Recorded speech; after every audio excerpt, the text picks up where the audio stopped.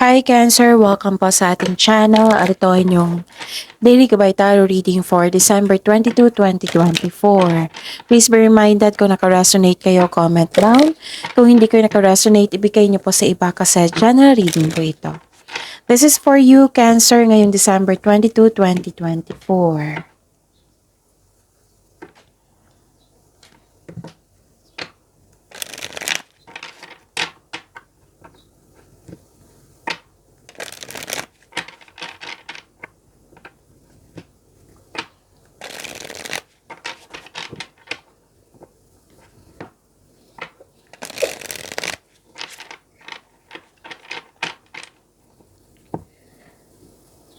Para po ito sa inyo, Cancer, ngayong December 22, 2024.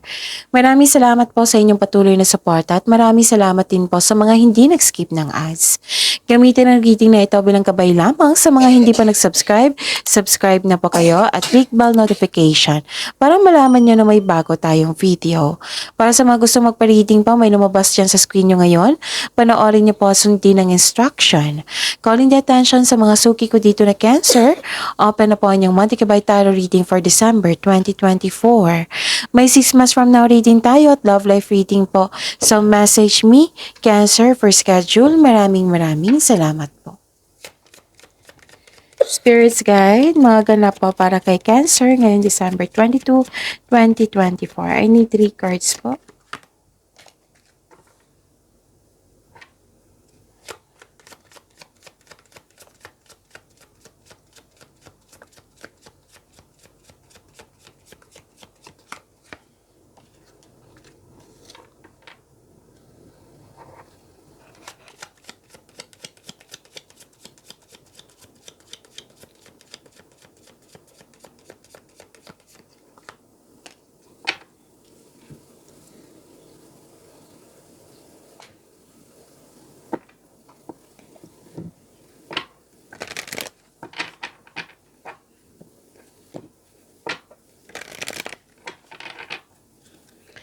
Spirits Guide, mga mensahe po para kay Cancer ngayong December 22, 2024.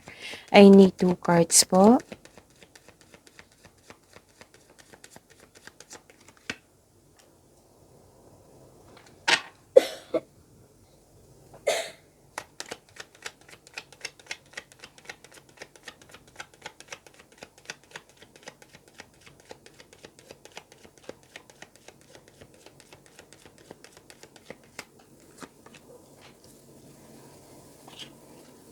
Okay, Cancer. Ngayong December 22, 2024. May nakita ko dito malaking influence ng isang lalaki sa araw na ito na maaari siya yung nagbigay ng sakit ng ulo sa'yo or happiness. Nakita ko dito na naka-receive kayo ng good news, change for the better. Pwedeng paglilipat ito sa malayong lugar din. Oo, may nakita kong ganyan. Pwede din may parating na baby. Pwedeng may nanganak, pwedeng may buntis, pwedeng kasal, ikakasal. Yun. So, yung good news po, parang sinabihan mo yung grupo ng tao at nagulat sila. Okay? So, may harvesting dito. Harvest, pwedeng literal ito na harvest, Cancer. Pwedeng harvest na sa tinanim mo. Like for example, slow moving yung product. Yung bagong product mo, slow moving siya. Ngayon, fast moving na. Pwede din na nagbigay ka ng serbisyo at binayaran ka. Ganon. Tapos, nakita ko dito na may naalala kayo sa isang tao na nagkaroon kayo ng loss of connection. Okay, wow, ang ganda nito. Reaching your destination, malapit na nasa right path na po daw kayo. Your light is shining brightly. Malapit mo nang maabot yung success sa buhay. Okay, so nasa right path po daw kayo. Reaching your destination. And fog in. Go slow, take your time. Huwag magmadali, huwag mag-rush. So one at a time, go slow, take time. Spirits Guide, ano po yung energy ni Cancer ngayong December 22, 2024?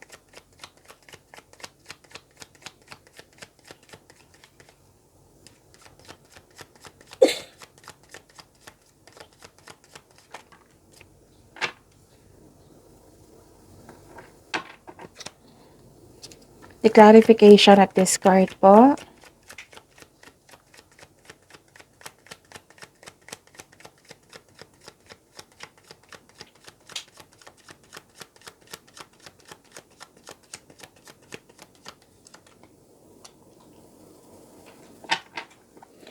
Okay. Cancer, napanood nyo na ba yung 2025 tarot reading nyo po? Oo, uploaded noong December 16, 2024. Ang kasunod nun, may weekly kabay tarot reading na nakafocus sa inyong career and money. So, dalawang video na po yung panoorin nyo. Yung 2025 tarot reading at saka yung weekly kabay tarot reading nyo po. Okay, so hanapin niyo po sa channel natin, panoorin niyo po kung gusto niyo po. Kung may narinig kayo or may nakita kayong repeating message, meaning to say pinupush ng cards niyo yan, kasi ang ilan sa inyo hindi pa binigyan ng atensyon. Na kung maaari din po, bigyan niyo po ng solusyon at aksyon. Remember, Cancer, at the end of the day, alam mo na ikaw lang taong may kakayahan at responsable na gumawa ng sarili mong katotohanan at kinabukasan. So, ano yung energy ni Cancer ngayong araw na ito? Okay. Nakita ko dito na magiging busy kayo. So, be ready, Cancer, kasi magiging busy kayo ngayong araw na ito. Cancer. Tapos, wow, granted din yung manifestation mo. You are very inspired here. Creativity, nakikita ko dito. Gamit na gamit yung skill mo ngayon. Nagkaroon din ng adaptation. Pwede may pagbabago dyan, tapos na-adapt mo na. Okay? Very confident kayo dito. Granted yung manifestation mo, Cancer, ang ganda. May parating na blessings po or dumating na. This is to remind you na this coming opportunity will be used for clear intention only. You are a very talented person. Lahat gagawin para makuha ang gusto mo. Please know that you are divinely guided. With the divine assistance, all things are possible po. You can make your imagination real. Okay? Please know that you are divinely guided. Ang ganda. Gamit na gamit yung skills mo ngayon, ha? Okay? Use your inherent skills to create opportunity. Kung may balak kang mag-start, like let's say, mag-start sa negosyo. So now is the time. Basta may nakita rin ako signing of contract dito. Cancer. Yes. Okay? Yun. Nakita ko talaga dito na mag-grant yung manifestation mo. Wow. Nakikita ko rin dito na nagkaroon po ng you're walking away, nagkaroon ng moving on. May pag-atras, pagtakas sa isang sitwasyon, bagay man lugar or tao. Parang nirelease mo ito kasi hindi ka na masaya, umalis ka para for your growth. So this may feel distressing sa ngayon kasi umalis ka or umiwas, umalis, walking away. Pwedeng umiwas din to, ha. Pero wag mong hayaan na makulong kayo sa kalungkutan. Kailangan mo ng aksyon para magkaroon ng freedom. Parang ready ka na, like let's say, ready ka nang iwan mo yung kasalukuyang trabaho mo. Kasi gusto mo magkaroon ng growth and expansion. Basta you are doing this, itong pagsisipag nyo, you are doing this for growth and expansion. Para sa pag-level up mo. Okay? Yan. Okay. Spirits guide. Career and money po ni Cancer ngayong December 22, 2024.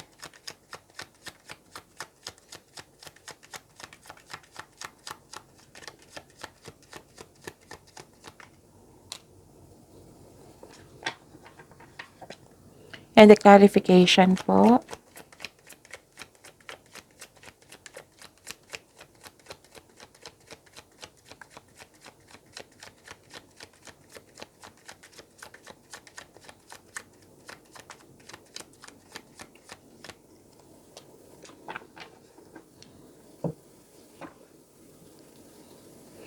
Okay, sa career and money niyo po. Nakita ko dito nagkaroon ng celebration. Yes. Celebration, togetherness. This is community. Basta grupo ng tao dito. And busy.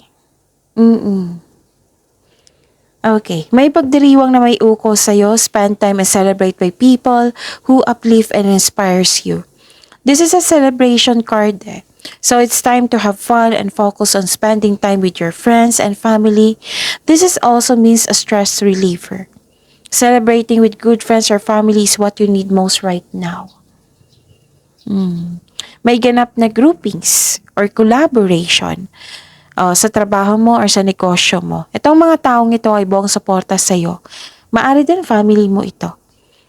Magkakaroon kayo ng outing, pwede. Magkakaroon kayo ng outing with your friends or company outing. So, this is celebration and togetherness. Okay? And nakita ko rin dito na nagkaroon po ng truth, balance, clarity, cause and effect. This is eternal justice, pagbalanse po, fairness, accountability. Pwedeng may partnership na nagganap. May hustisya na parating sa'yo, Cancer. So this card asks you to use your logic and remain objective. Dahil ito ay nakatulong na ma-uncover mo ang katotohanan sa isang sitwasyon. May positive outcomes in legal matters. Yes, mananalo ka. Yung legal issues mo concerning sa property ay mare-resolve na. May signing of contracts dito. Oh, 2 card na, no? Cancer. Oo. 2 card na po. 2 card na po nagsabi dito na na may signing of contract. So this card advise you to stay true to yourself and act with integrity. Okay? Have faith na ang imbalance sa sitwasyon are now working out in your favor. Okay. So, use your intuition to set your moral compass. May magaganap na signing of contract, 2 card na nagsabi dito. May magaganap na challenges sa work, pero huwag kayong mag-alala. Dahil positibo naman ang outcome nito. Kung may job interview or negotiation kayo ngayon, maaring maging successful kayo. Sa financial man, mabalanse mo na ang kaperahan mo at mai-improve pa ito. May pagkakaayos dito. Nakikita ko. Yes. So yan ha. At ang i-claim nyo tong success na ito, itong positive outcome na ito, successful outcome, balances. Oo, magiging balance na. Oo. Itong signing of contract, i-claim nyo. So, concerning sa property, mare-resolve na. So, yan, i-claim nyo. Spirits Guide, Love Life, Self-Love, Partnership, and Romance ni Cancer ngayong December 22, 2024.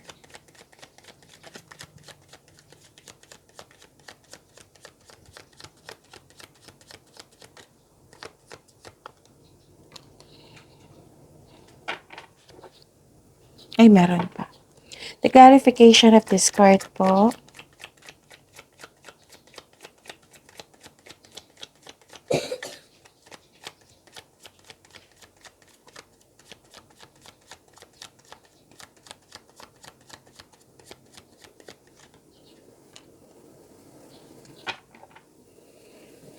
Okay. Maraming salamat po sa patuloy na tiwala, suporta sa ating channel. At maraming salamat din po sa mga hindi nag-skip ng ads. Inom muna ako ng tubig, saglit lang po.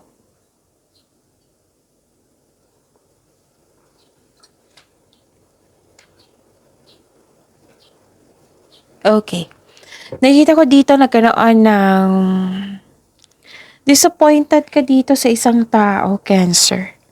Kasi pwedeng may promise siya sa'yo. May high hopes at expectation ka sa kanya na hindi niya nabigay. Pwedeng nag-promise itong taong to sa'yo. Disappointed ka. Pwede din na may tao dito na, okay, para sa mga single, pwede din para sa lahat to na may concern kayo sa isang tao na biglang nagbago. Like for example, grabe siya manuyo before, ngayon hindi na, nagbago na siya. So at least alam nyo na hindi pala siya totoo sa inyo. It might be may problema yung tao. So tanungin nyo. Okay? Basta may concern kayo sa isang tao dito na biglang nagbago. May tao rin dito na hiningan mo ng tulong pero tinanggihan ka. Hindi siya mahandang hindi siya handang magbigay ng tulong sa'yo. Tapos, may dito, may concern sa perfectionism. It might be this is you, it might be this is your concern na naging perfectionist. Okay? So, i-process mo tong nararamdaman mo, ha? Okay? Huwag mag-create ng blockages, nakakasama yan sa iyo. So, Cancer, ano pa?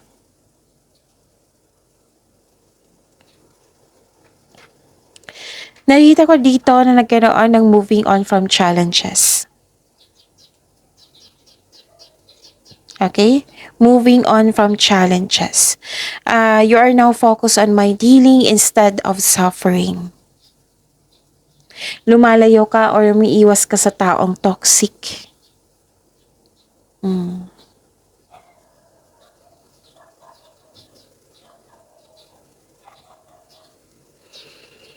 Para din lumalayo ka sa isang hamon na yung naranasan noon. Ngunit may takot kang bumalik yung naranasan mong hirap. So focus and have faith. I-release mo yung nararamdaman mong negativity. Palitan mo ng positibo na ma-motivate ka ulit.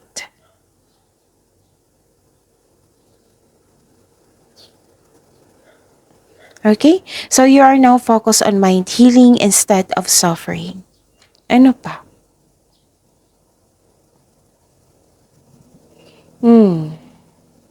Nakikita ko dito na nagkaroon po ng, para sa mga single, naging hard worker kayo. At aminado naman kayo dito na kulang kayo ng panahon para sa inyong sarili. Ang sabi ng card dito, balansehin niyo po daw yung oras niyo. Panahon sa sarili, panahon sa pamilya. Okay. Okay, so sa mga relasyon dito sa buhay mag-asawa, same pa rin yung complaint. Which is aminado naman kayo na yun nga, na kailangan nyo ng pagbalanse sa work, sa time sa family, sa love life mo, sa partner mo, ganun. Pero then ito yung concern nyo na hindi kayo nagkaroon ng pagkakaunawaan dahil sa lack of time. Pwedeng kayo ang may concern nito or concern nyo sa isang concern sa iyo. Okay? Pwedeng ikaw ito na nagkaroon ng lack of time. So, panahon na para mag-usap kayo. Panatilihin na magiging totoo sa isa't isa. Nakikita ko naman dito, don't worry, nakikita ko naman dito na magiging maayos kayo. Na magiging okay na. At nakikita ko rin dito na okay, sa mga single dito, may mensahe dito na makakatagpo ka ng new partner through friends or group of people. May talaga kayo, may sa mga relasyon dito sa buhay mag-asawa, may a-attend kayo ng party na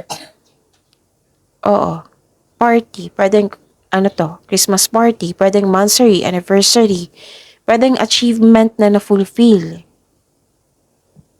Kaya nag-decide kayong i-celebrate ito. At least na nakikita ko dito na nagbigay kayo ng time. Okay? So now, i-celebrate nyo ito kasi it might be na-stress kayo sa dami ng trabaho, tapos it's time to celebrate po. Kasi celebration is stress reliever po. So, pag-imanin niyo po yung blessings sa binigay sa inyo, Cancer. Okay? See you tomorrow. Please like, subscribe, and click the button for notification para updated po kayo sa daily tarot reading natin. Maraming salamat po.